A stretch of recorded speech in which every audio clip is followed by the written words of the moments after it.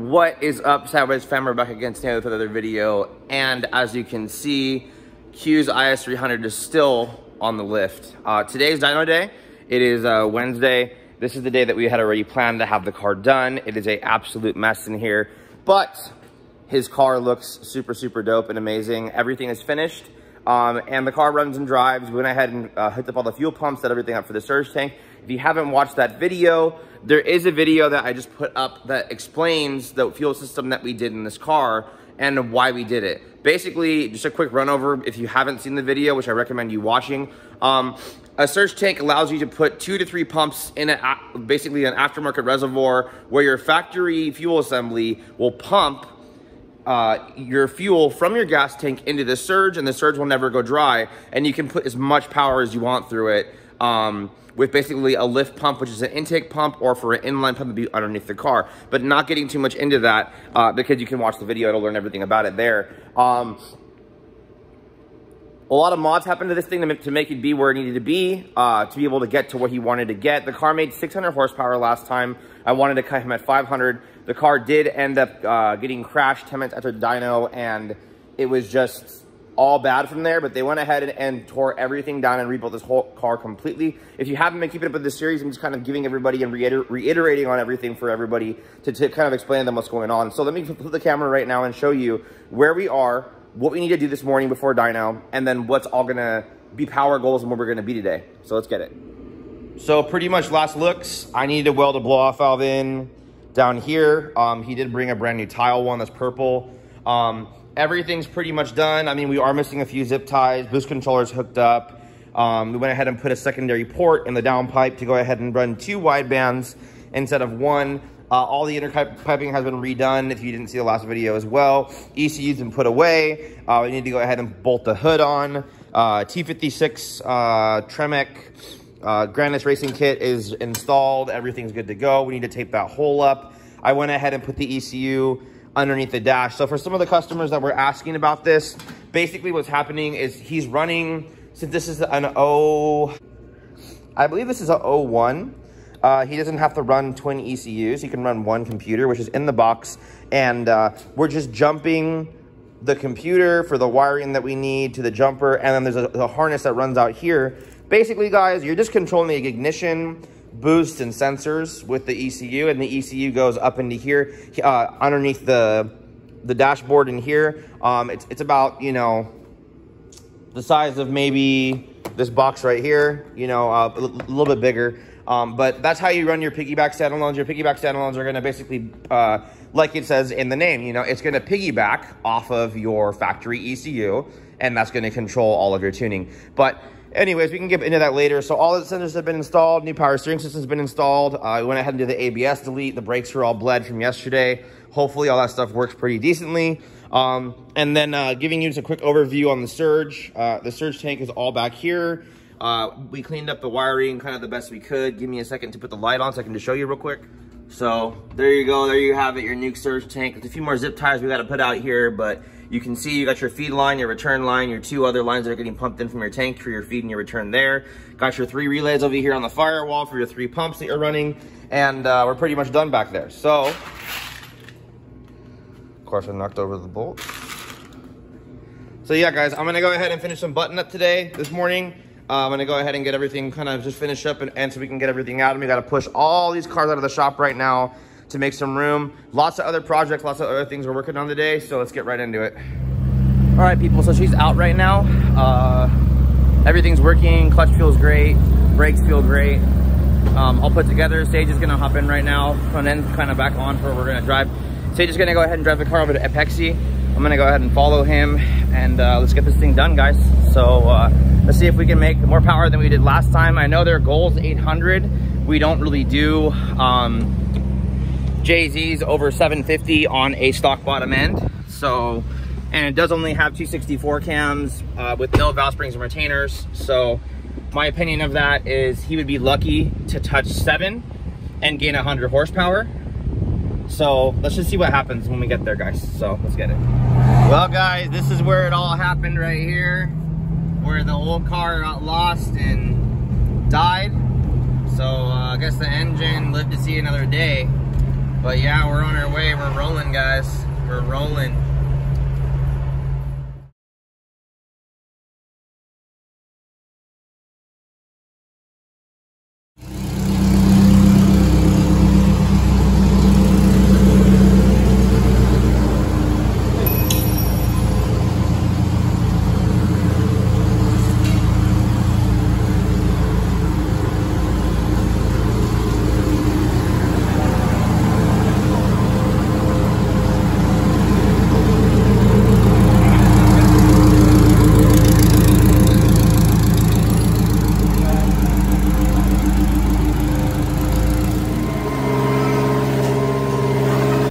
Alright guys, so as we can see, we got the Is300 on the dyno.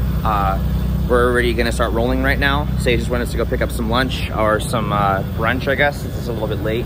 And yeah, we're already gonna start rolling. So let's just see how it goes. Let's hope for a little bit better day than we had last time with this thing.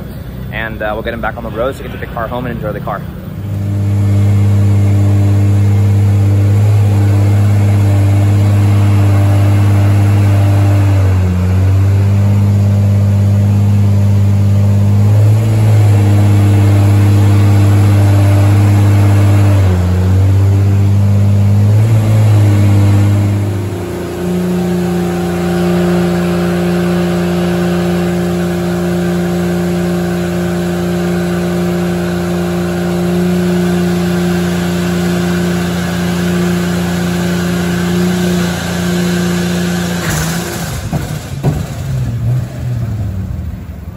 Fireball.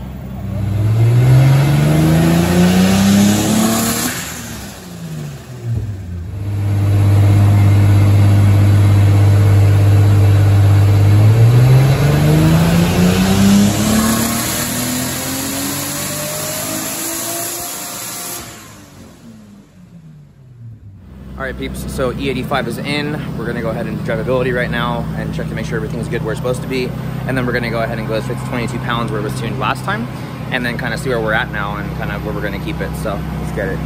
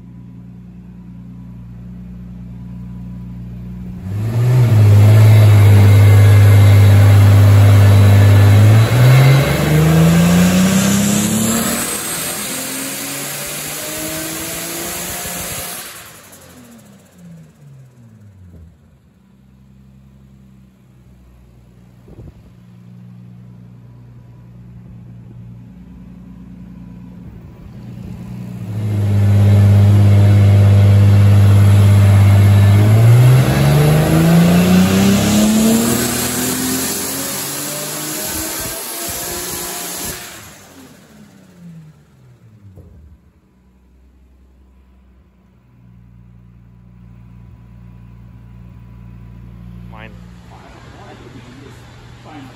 Right? What's up? So we went ahead and finished off here.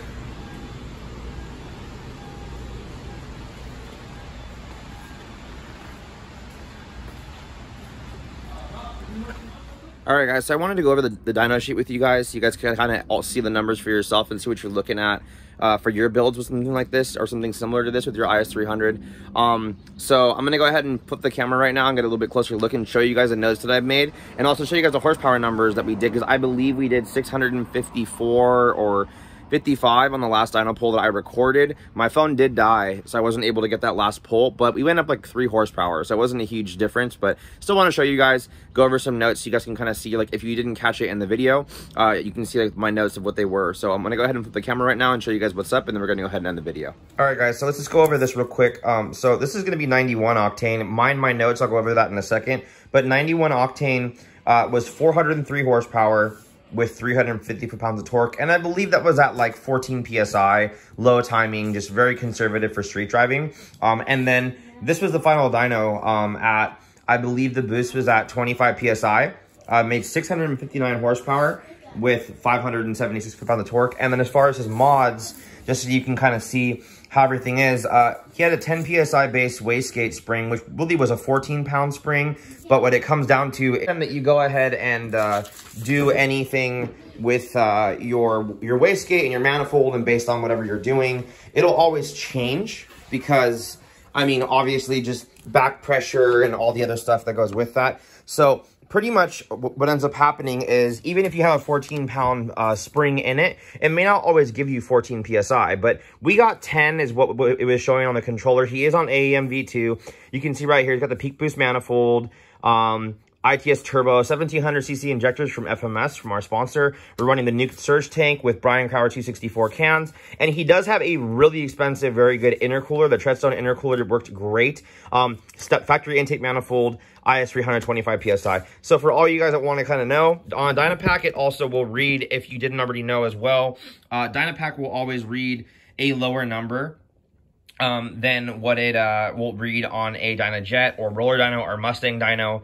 So anybody that is on a Dynapack, which is right here, Dynapack, just assume that you're probably going to make, I believe it's like 12% or 14%. Don't quote me on that. But I mean, if he made 660 horsepower here, it's probably pretty safe to say that he's probably somewhere around 700, or maybe just right on the dot of 700 on a roller dyno. We haven't tested this theory. Maybe when we get some time, we'll go ahead and do that and just see what they do. But all in all, guys, just wanted to kind of show you this so you guys can see the numbers for yourself.